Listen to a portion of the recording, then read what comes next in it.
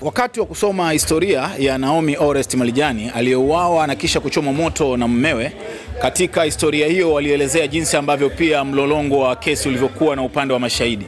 Mmoja ya watu waliotakiwa kutoa ushahidi alikuwa ni mchungaji wa Naomi katika kanisa lilokuwa anasali. Mchungaji ambaye lidaiwa kwamba aliambiwa atapewa gari aina ya V8. IOTV tumezungumza naye. Anasema sio V8 tu, aliahidiwa gari aina ya V8 pamoja na kiwanja iwapo tu angekubali kwenda kuelezea yale ambayo wakili wa upande wa Amis alikuwa amempa. Kuhusiana marehemu Naomi, alikuwa ni mshirika wangu na tuliabudu wote pamoja.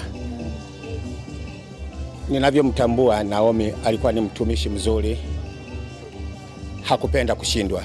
Hata mambo ya kanisani alishauri mchungaji na yaliwezekana. Tunakumbuka sana hata utumishi wake na ameacha alama kanisani. Wakati nilipokuwa natoa hapo ushuhuda, nilitoa ushuhuda wa vitu ambavyo mpaka sasa tunatumia kwa ajili yake yeye. Kwa hiyo ni muhimu sana, ni muhimu sana tuweze kumkumbuka na waumini wenzake ambao tuko nao. Kwa hiyo tumeona jinsi ambavyo kumbe umuhimu wa mtu unapatikana pale ambapo anapokosekana, lakini wakati hayupo unaweza kuona ni vitu ya kawaida.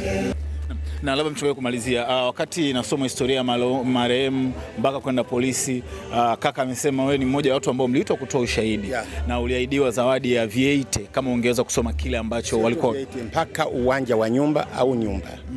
Yaani chochote ambacho ningesema nilikuwa radhi kwa ajili ya kupatiwa. Kwa V8 pamoja na uwanja. Kwa hiyo ningechagua mimi chaguo lolote kwamba ili ushahidi, maana haikuwa kazi rahisi. Kwamba ushahidi naotoa ni wa kuandika, wakili amenipa ushahidi wa kuandika, nikasome. Na niliposoma yale maandishi ya walaka ule, haukuwa walaka ambao umeandikwa kama ninavyofahamu. Ilikuwa ni walaka wa kumponda mwanamke ambaye ni marehemu, kwamba alikuwa mgomvi, alikuwa hivi, alikuwa vile, na sio. Na sana wanasema kwamba hata kama mkisema hivyo nani atakupinga, kwani marehemu atakupinga, alikuwepo. Lakini mimi roho yangu sikuona nipokee mambo ya aibu namna hii, nilikataa. Kwa hiyo nikafutwa hata kwenye ushahidi siku hiyo.